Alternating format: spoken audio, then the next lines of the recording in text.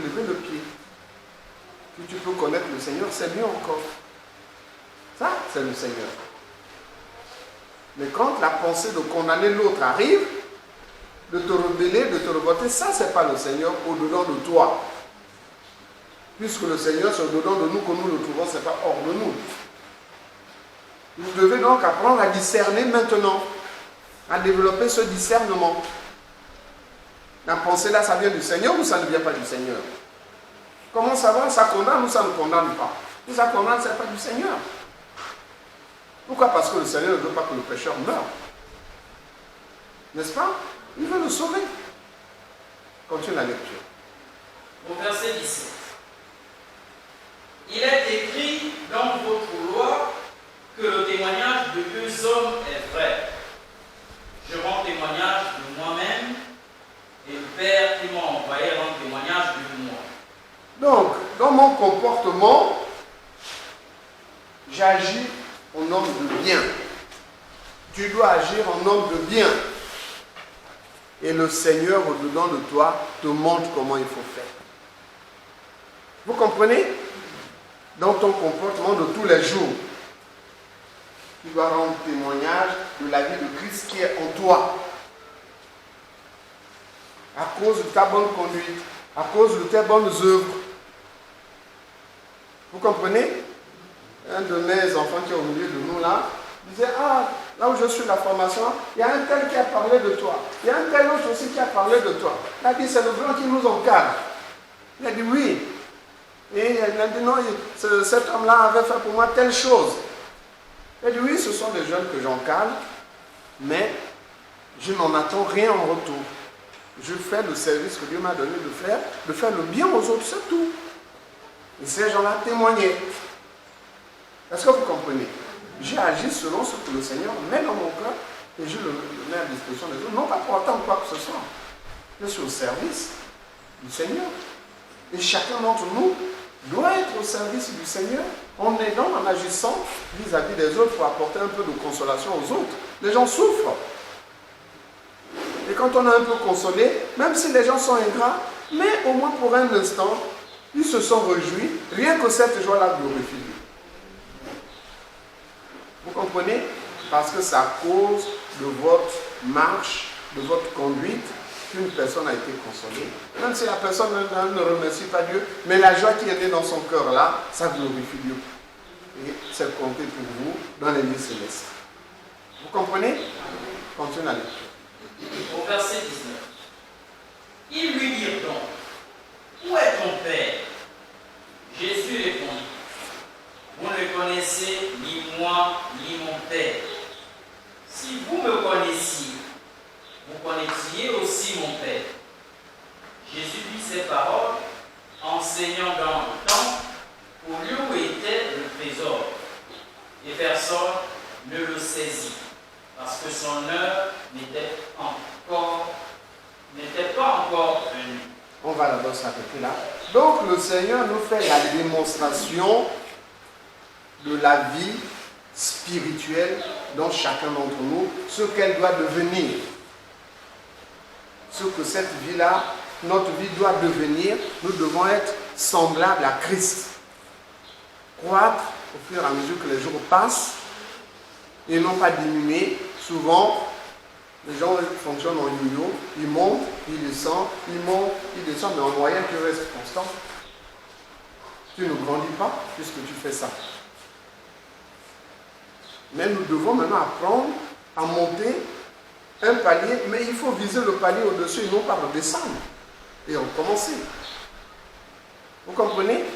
C'est pourquoi nous reviendrons sur Ésaïe 58, pour que quand nous prendrons les jeunes, que le jeune soit un capital qui vous permet de changer de palier et vous gardez votre palier. Vous ne redescendez pas.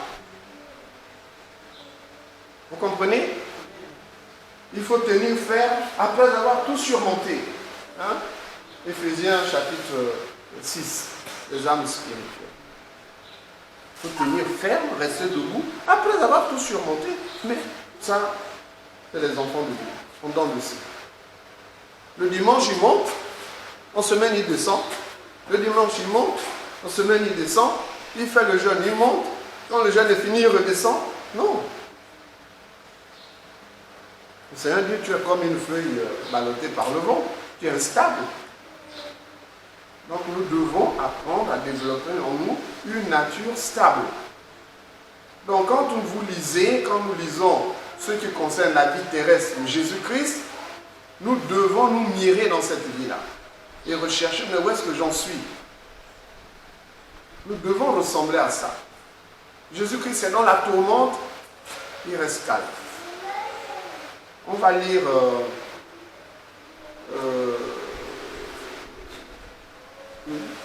Hébreux 12, peut-être le verset 3 ou 4. Hébreux 12.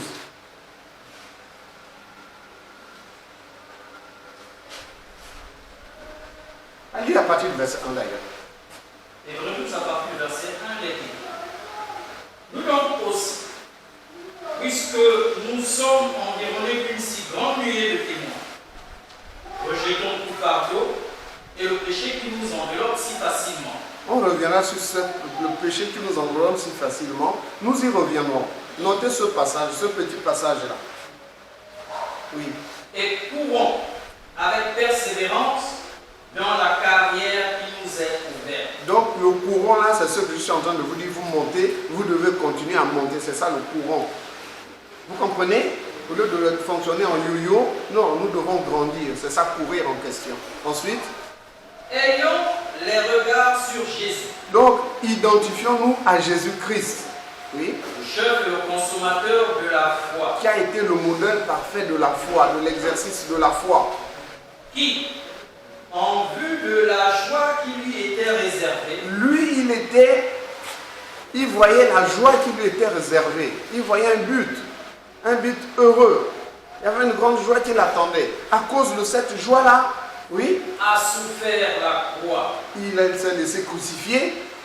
Méprisé l'ignominie. Vous avez vu l'ignominie en question, on est en train de lire ça maintenant. Et s'est assis à la droite du trône de Dieu. Et il est parvenu à la joie en question. Oui, continue.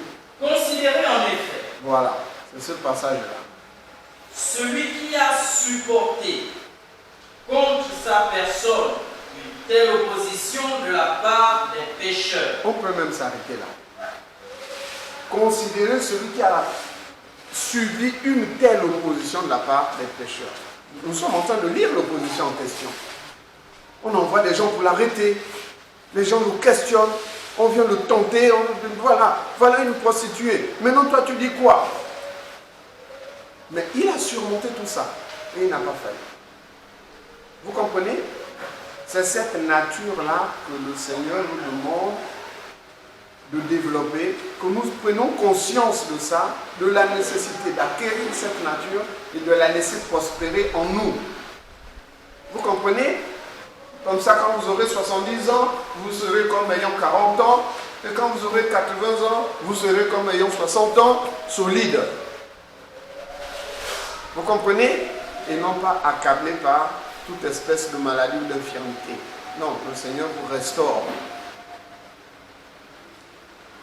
Vous êtes déjà à la retraite depuis 20 ans, on vient toujours prendre le conseil chez vous. Pourquoi? Parce que vous êtes devenu une mine de sagesse.